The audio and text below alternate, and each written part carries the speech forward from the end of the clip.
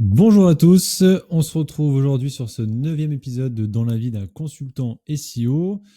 C'est un format où je vous présente mes veilles journalières que j'ai faites sur le SEO, sur quoi j'ai travaillé aujourd'hui, mes cycles de Pomodoro et enfin mon suivi de positionnement de mots-clés sur mes sites et les sites sur lesquels je travaille en tant que consultant SEO. Et ça du lundi au vendredi, sans cut et de manière la plus authentique possible. C'est parti. Alors, la première vidéo aujourd'hui sur laquelle j'ai fait ma veille, donc c'est une vidéo de Matt Digidi. Vidéo très intéressante, c'est notamment au sujet de la recherche de mots-clés pour un site e-commerce. Donc il explique son étude de cas pour un de ses clients.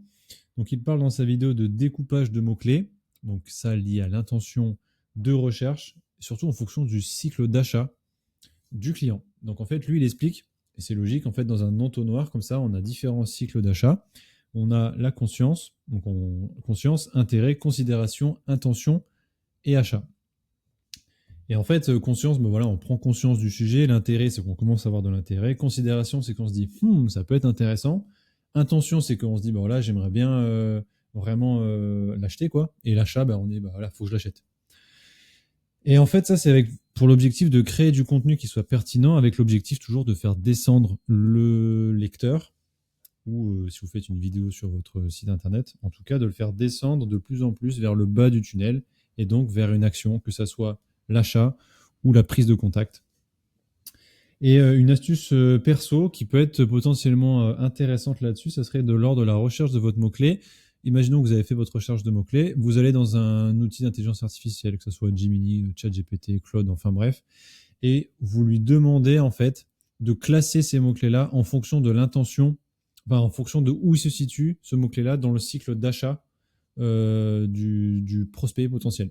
Et ça peut être pertinent, du coup, vous aurez des mots-clés qui seront là dans conscience et d'autres dans achat et d'autres dans considération, comme ça derrière, ben, vous avez plutôt des contenus qui vous disent, ben voilà, je vais d'abord commencer sur la considération, la conscience, pardon, puis après je vais faire un contenu sur l'intérêt, et ça vous permet de lier les articles entre eux de manière cohérente pour in fine arriver sur l'achat, ou du moins une action comme celle-ci. Donc la vidéo est très intéressante là-dessus, je vous conseille de la regarder.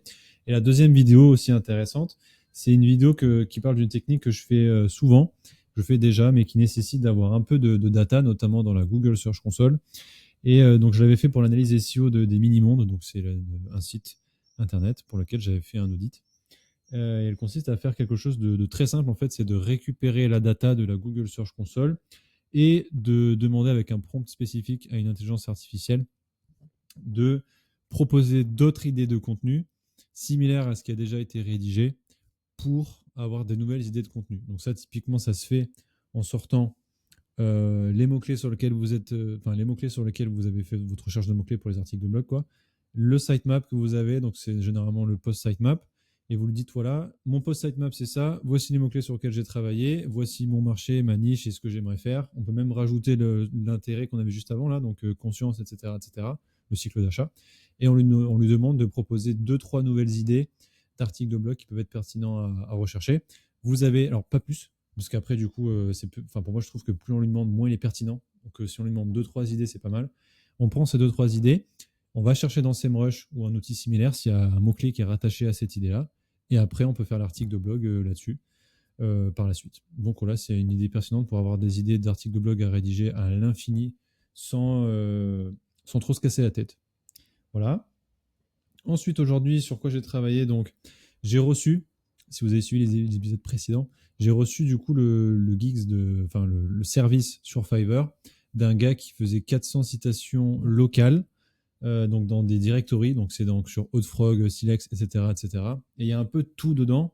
Il y a à la fois du lien en dofollow et en nofollow, et avec une map qui est embed ou pas.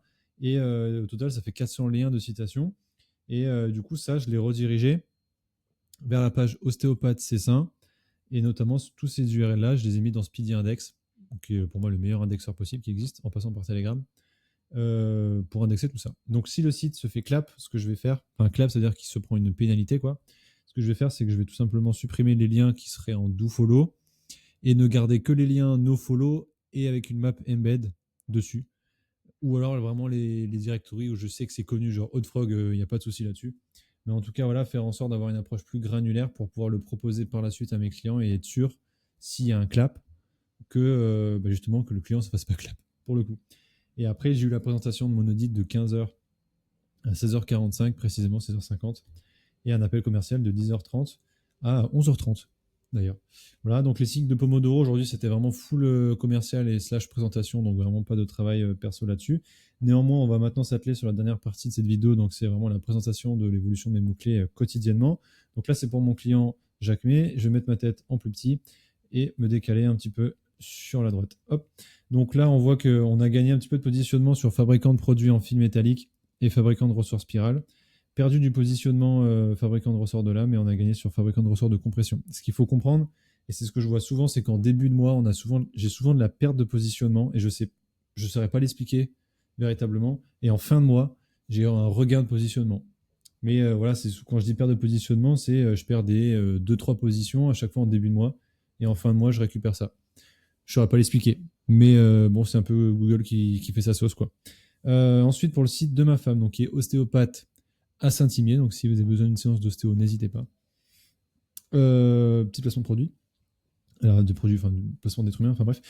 Et du coup, là, on voit que sur Ostéopathe Vif, on a pris 43 positions, ce qui est scandaleux, parce qu'en fait, j'ai pas de page précise sur ce mot-clé-là. Donc, c'est pour ça que moi, tout à l'heure, je vais essayer de m'atteler, ou dans les jours à suivre, m'atteler à créer une page véritablement pour que ça puisse se stabiliser. Sachant que ostéopathe, c'est ça. Ostéopathe, c'est ça s'est stabilisé du coup. Donc là, je suis arrivé en première page.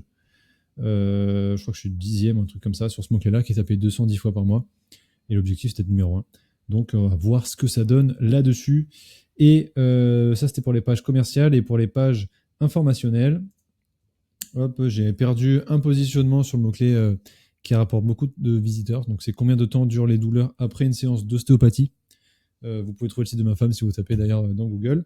Et comment devenir ostéopathe. Donc là, il a pris 2 positions. Donc tranquille, à voir ce que ça donne, comment ça va évoluer là-dessus.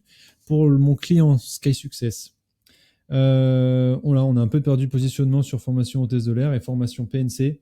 Ça s'est stabilisé. Pour ma formation PNC, c'est le plus important. Avec formation hôtesse de l'air et formation steward, on a un peu perdu de positionnement. Mais comme je le dis souvent, le début de mois, il est toujours compliqué.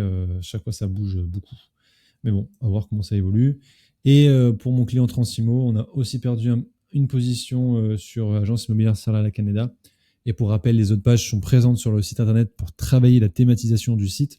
Mais ça sera impossible pour mon client de pouvoir se positionner correctement sur ces mots-clés-là parce que c'est des gros sites, genre Se Loger, Bien Ici, qui rankent là-dessus. Parce que l'intention de recherche, les utilisateurs veulent ce type de site qui rank en premier, tout simplement. Et ils ont aussi une plus grosse autorité de domaine. Bon, ça, c'est autre chose. Et enfin, sur la partie informationnelle, on a gagné quand même 3 positions là-dessus sur ce mot-clé-là. Donc, comment calculer une vente d'un appartement. Et le reste, on est 40e, 50e. Donc, bon, un peu loin et on s'est stabilisé sur quel papier garder après vente appartement. 8e là-dessus. Hop, je remets ma grosse tête ici. Hop là. Ok, c'est tout pour cette vidéo. Si vous êtes resté jusqu'au bout, vous êtes franchement les boss. Merci beaucoup. Je vous remercie du fond du cœur d'être resté jusqu'au bout. Si vous voulez travailler avec moi pour travailler le SEO de votre site internet, n'hésitez pas à me contacter directement en passant par Malte ou en tapant Yonis Brioul dans Google et vous m'envoyez un SMS. Si vous avez une question, n'hésitez pas à m'en faire part en commentaire et à mettre un like à la vidéo si elle vous a plu. Et moi, du coup, je vous remercie chaleureusement d'avoir regardé cette vidéo et je vous souhaite une excellente soirée. Merci à tous.